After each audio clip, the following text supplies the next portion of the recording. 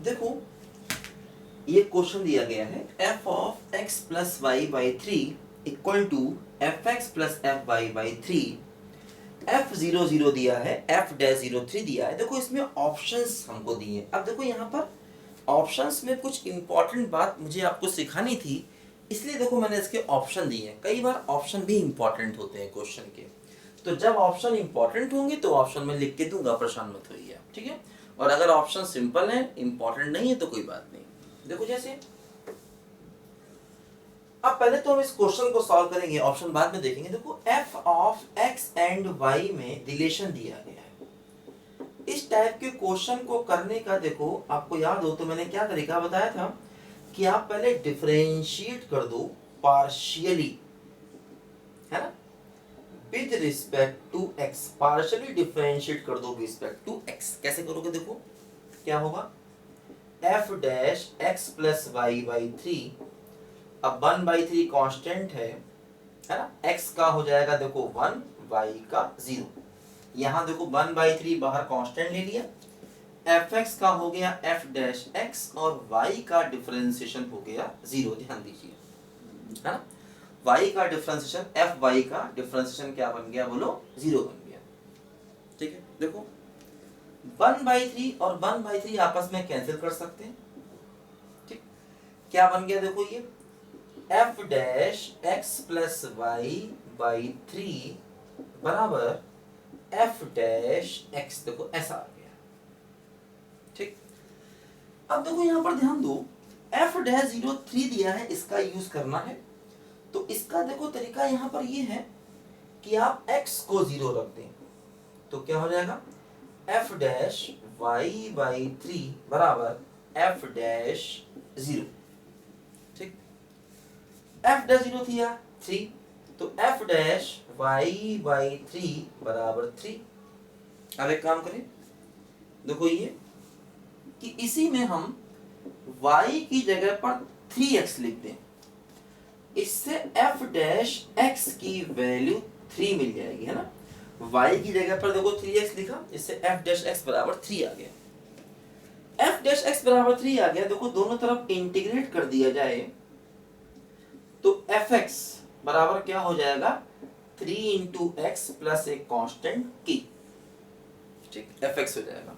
Integrate करोगे तो 3 का 3x प्लस k। देखो k निकालने के लिए x को 0 रख दो, x को 0 रखा तो क्या हुआ, f0 बराबर 0 प्लस k। f0 कितना दिया गया, 0, तो k बराबर हो गया 0। k बराबर 0 यहां रखो, सॉरी f0 इक्वल टू 0 दिया गया है, f0 equal to, no sorry, f0 भी 3 है, f0 की वैल्यू भी 3 है, करेक्ट कर लो इसको, f0 की वैल्यू यहां पर 3 है। तो f0 हो जाएगा देखो 3 के बराबर, k बराबर 3, है ना, x को रखोगे 0 तो f0 बराबर f0 3, तो k बराबर 3। तो देखो fx क्या आ गया, ये हो गया 3x प्लस 3। ध्यान दो, ठीक।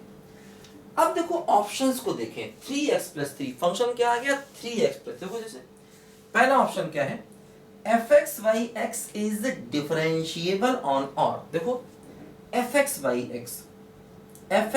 x क्या बनेगा, 3x प्लस 3 by x, तो बना 3 प्लस 3 by x, है ना, fx by x। fx देखो ये है, ठीक। तो क्या ये फंक्शन पूरे r पर डिफरेंशिएबल है? देखो नहीं है, क्योंकि देखो ये 0 पर डिफाइन ही नहीं है, x बराबर 0 इसकी डोमेन में नहीं है, तो पहला ऑप्शन सही नहीं है। fx by x is differentiable on r, ये पहला ऑप्शन सही नहीं है, गलत है। दूसरा देखें क्या कहता है, कह रहा है fx is continuous but not differentiable, है ना, fx is continuous but not differentiable, ये भी सही नहीं है, क्योंकि ये फंक्शन कंटिन्यूअस भी है और डिफरेंशिएबल दोनों है, क्योंकि ये लीनियर फंक्शन है, पॉलिनोमियल है, कंटिन्यूअस डिफरेंशिएबल दोनों है, मतलब ये वाला ऑप्शन भी सही नहीं है। सी क्या है, fx इज कंटिन्यूअस, ये सही है, fx कंटिन्यूअस है, ये बिल्कुल सही है, कोई दिक्कत नहीं। डी देखो fx is bounded in r। देखो बाउंडेड क्या लिखा है, देखो fx इज बाउंडेड। देखो ध्यान दो, बाउंडेड का मतलब जिस फंक्शन की रेंज दो फाइनाइट लिमिट के बीच में हो। जैसे fx मतलब फंक्शन की रेंज a और b के बीच में हो, और a और b क्या होना चाहिए, फाइनाइट। उस फंक्शन को बोलते हैं बाउंडेड। साइन x है, साइन x की रेंज क्या होती है, -1 और 1 के बीच में, तो साइन x एक बाउंडेड फंक्शन है। cos x की रेंज क्या होती है, -1 और 1 के बीच में, तो cos x एक बाउंड, मतलब फंक्शन की रेंज दो फाइनाइट वैल्यूज के बीच में होनी चाहिए। फंक्शन की रेंज दो फाइनाइट, इनफाइनाइट नहीं, फाइनाइट वैल्यूज के बीच में होनी चाहिए। तो ऐसे फंक्शन को कहा जाता है बाउंडेड। तो इसलिए मैं देखो आपको ऑप्शन दिए जिससे आप चीजों को करना सीखें। कई बार ऑप्शन में फंसा देते हैं बच्चे को, तो अगर ऐसे कोई ऑप्शन होंगे तो मैं आपको बताऊंगा, ठीक है। तो देखो ये फंक्शन बाउंडेड नहीं है क्योंकि लीनियर फंक्शन है। अगर हम इसका ग्राफ बनाएंगे, देखो अगर हम इसका ग्राफ बनाएंगे तो कुछ ऐसे करके देखो ग्राफ बनेगा। तो इसका जो रेंज है एक्चुअली वो माइनस इनफाइनाइट से इनफाइनाइट है। इस फंक्शन का रेंज माइनस इनफाइनाइट से इनफाइनाइट है, तो ये फंक्शन बाउंडेड नहीं है, नॉट बाउंडेड। क्योंकि बाउंडेड वो होगा जिसकी रेंज दो फाइनाइट लिमिट के बीच में हो, है ना, उस फंक्शन को बाउंडेड कहेंगे। तो ये फंक्शन बाउंडेड नहीं है, इसीलिए चौथा वाला ऑप्शन भी सही नहीं है। तो सी वाला ऑप्शन यहाँ पर सही है, ठीक है। करो सब बच्चे ध्यान से।